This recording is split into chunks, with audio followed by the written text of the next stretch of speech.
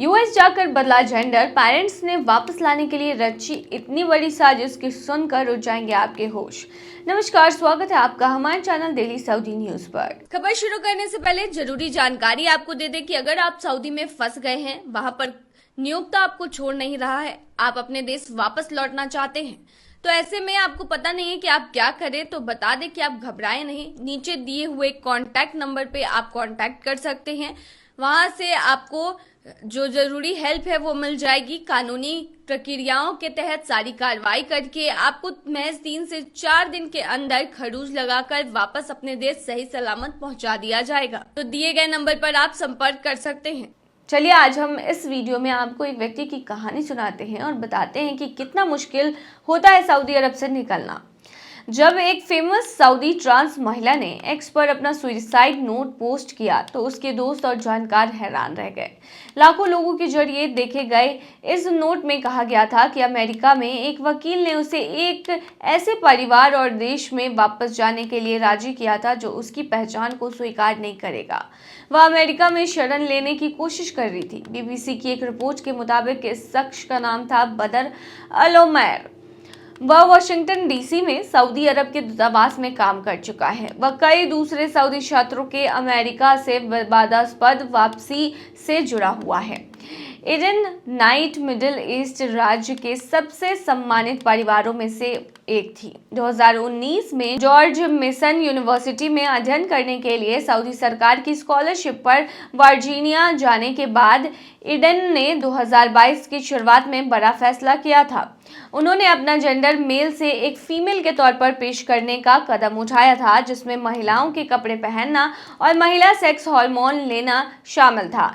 Aiden को x और Discord पर एक कम्युनिटी मिली जहां उसे कबूल किया गया और ऑनलाइन उसके फॉलोअर्स बढ़ने लगे। एक पोस्ट में उसने अपने नए फेमाइन लुक के साथ अपनी सऊदी आईडी की तस्वीर भी शेयर की और पोस्ट वायरल हो गया।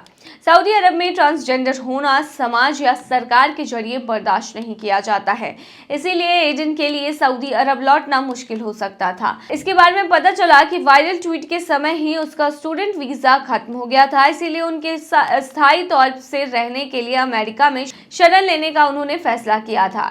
एडन ने बताया कि उसे एक पुराने दोस्त से मैसेज मिला था जिसने उसे एक अमेरिकी निजी जांचकर्ता माइकल पोकालिको से संपर्क करवाया था। उसने उसके शरण दावे में मदद करने और उसके परिवार के साथ रिश्ते सुधारने की पेशकश की थी। रिपोर्ट के मुताबिक शरण के लिए दावा पेश करने के लिए एडन को वाशिंगटन जाना था। एक्स पर पोस्ट किए गए अंतिम संदेश के मुताबिक अक्टूबर 2022 के आखिर में निजी जासूस ने अमेरिकी राजधानी में ट्रेन से उतरते समय एडन से मुलाकात की थी। उसने लिखा था कि उसके साथ बदर नाम का एक सऊदी वकील भी था। एडन ने अपनी अंतिम पोस्ट में कहा कि मैं वास्तव में आशावादी थी और मुझे विश्वास था कि काम कर सकता है ये तरीका। उसने कहा कि बदर ने उसे वाशिंगटन डीसी के पास एक अच्छे अपार्टमेंट में ठहराया और उसे घुमाने ले गया, लेकिन वक्त के साथ एडन ने बदर के इरादों पर सवाल उठाना शुरू कर दिया। एडन ने बीबीसी के साथ साझा किए गए संदेशों में दोस्तों को लिखा कि बदर उसे ट्रांजिशन कर रहा था। उसने ऐसे बताया कि बदर ने उसके सभी लड़कियों वाले कपड़े उतारने की कोशिश की और उसे हार्मोन थेरेपी बंद करने के लिए भी कहा। एडन ने अपने दोस्तों को ये भी बताया कि बदर ने उसे कहा कि वह अमेरिका में शरण लेने के लिए आवेदन नहीं कर सकती और इसके लिए उसे सऊदी अरब लौटना होगा। दिसंबर 2022 में एडन ने दोस्तों को संदेश भेजा कि मैं एक वकील के साथ सऊदी वापस जा रही हूँ और शुभकामनाएं दे रही हूँ। कुछ ही वक्त में एडन अपने दोस्तों से कहने लगी कि वापस लौटना उसकी सबसे बड़ी गलती थी। एडन ने अपने दोस्तों को मैसेज के जरिए बताया कि उसके माता पिता ने उसके पासपोर्ट ले लिए हैं और सरकार ने उसे अपना एक्स अकाउंट बंद करने का निर्देश दिया है। एडन ने दोस्तों से कहा कि उसके पास सबूत है कि उसके माता पिता ने उसके सऊदी वापस लाने के लिए लोगों को काम पर रखा था, हालांकि उसने कभी भी यह सबूत शेयर ही नहीं किया। एडन ने बताया कि जो वकील मुझे शरण दिलाने में मदद कर रहा था वह मेरी पीठ पीछे मेरे मेरे माता पिता के साथ मिलकर काम कर रहा था। ईडन के दोस्तों ने अगले कुछ महीनों में बताया कि दोस्तों ने सऊदी अरब लाने की होप पूरी तरह से खो दी थी। वो एक तकनीकी कंपनी में जूनियर पद पर काम करती थी और सार्वजनिक रूप से अपनी मूल पुरुष पहचान रखती थी। ईडन ने एक दोस्त को मैसेज भेजा था कि वह महिला हार्मोन लेना जारी रखने की कोशिश कर रही है, लेकिन उसके माता पिता ने उससे छीन लिया, यानी महिला हार्मोन को। ईडन ने दोस्तों को बताया कि उसे लगातार मौखिक दुर्व्यवहार का सामना करना पड़ता है। ईडन 12 मार्च 2023 को ईडन ने खुदकुशी कर ली थी। रिपोर्ट के मुताबिक उसके बारे में ऑनलाइन बहुत सीमित जानकारी उपलब्ध थी, लेकिन रियाद में काम करने वाले पेशेवरों के लिए एक पुरानी निर्देशिका में उनका नाम अरबी में दिया गया था। सोशल मीडिया पर उसका एक इनएक्टिव फेसबुक अकाउंट था जिसमें हार्वर्ड में उसकी तस्वीर लगी हुई थी। खास बात यह है कि जिस कार से बदर आया जाया करता था उसे सऊदी एम्बेसी की तरफ से ही जारी किया गया था। दूतावास में श्री ओलेमेयर की भूमिका अमेरिका में सऊदी छात्रों को सहायता प्रदान करना था। तो सोचिए कि कितनी ज़्यादा मुश्किल होती है। अगर सऊदी अरब में कोई भी ट्रांसजेंडर है तो उसे बर्दाश्त नहीं किया जाता।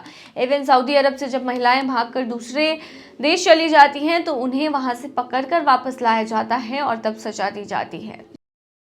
सऊदी अरब ने 22 फरवरी को सभी कर्मचारियों के लिए छुट्टी की घोषणा। सऊदी अरब के मानव संसाधन और सामाजिक विकास मंत्रालय ने 22 फरवरी शनिवार को सऊदी स्थापना दिवस के मौके पर छुट्टी का ऐलान किया है। ये छुट्टी निजी और गैर लाभकारी क्षेत्रों में काम करने वाले सभी कर्मचारी, चाहे वो स्थानीय नागरिक हो या फिर प्रवासी, उनको मिलेगा। सऊदी स्थापना दिवस क्यों मनाया जाता है, तो बता दें कि सऊदी अरब के राजा सलमान बिन अब्दुल अजीज ने साल 2022 में 22 फरवरी को स्थापना दिवस के रूप में घोषित किया था। इसी दिन 1727 में इमाम मोहम्मद बिन सऊद ने पहले सऊदी राज्य की नींव रखी थी। इस खास मौके पर सऊदी अरब के लोग पहली राजधानी दिरिया में जश्न भी मनाते हैं और अपने इतिहास को याद करते हैं। सऊदी स्थापना दिवस उस समय की याद दिलाता है जब देश को एकजुट करने और शांति स्थापित करने की कोशिशें की गई थी। यह दिन सऊदी अरब की ऐतिहासिक विरासत को दर्शाता है। पहले सऊदी राज्य से लेकर दूसरे सऊदी राज्य और फिर आधुनिक सऊदी अरब बनने तक की पूरी यात्रा को आज किंग सलमान और क्राउन प्रिंस मोहम्मद बिन सलमान के नेतृत्व में सऊदी अरब ने खुद को क्षेत्र और दुनिया में मजबूत किया है। इस दौरान देश ने अपनी संस्कृति, परंपराओं और राष्ट्रीय पहचान को बरकरार रखते हुए कई क्षेत्रों में तरक्की की है। कैसे मनाया जाएगा ये दिन, तो बता दें कि पूरे सऊदी अरब में इस दिन को खास बनाने के लिए अलग अलग सांस्कृतिक और कलात्मक कार्यक्रम आयोजित किए जाएंगे। इस आयोजनों के जरिए सऊदी की समृद्ध विरासत और एकता को दर्शाया जाएगा। सऊदी स्थापना दिवस का लोगो की बात करें तो सऊदी स्थापना दिवस का जो लोगो है उसमें 5 खास सिंबल है, जैसे कि तार का पेड़ जो सऊदी की संस्कृति और पहचान का अहम हिस्सा है। अरबी घोड़ा आपको इसमें दिखता है। अरब प्रायद्वीपों के इतिहास से ये जुड़ा हुआ है। शाही परिवारों की पसंदीदा है। ये बाज आपको दिखेगा। सऊदी नेताओं के बीच शौक के रूप में लोकप्रिय और शान का प्रतीक माना जाता है। बाज बाजार की बात करें तो पहले सऊदी राज्य की व्यापारिक समृद्धि और आर्थिक विकास का वो प्रतीक है। सऊदी झंडा एकता, देशभक्ति और राष्ट्रीय गर्व को दर्शाने वाला प्रतीक है। यह दिन पूरे देश में सऊदी अरब की समृद्ध विरासत, परंपराओं और राष्ट्रीय गर्व को मनाने का मौका होगा। साथ ही इस दिन छुट्टी मिलेगी प्राइवेट सेक्टर वालों को भी, तो आप आराम से अपनी छुट्टी का आनंद ले सकते हैं। तो ये थी तमाम जानकारी। बने रहिए ऐसी तमाम खबरों के लिए डेली सऊदी न्यूज़ पर।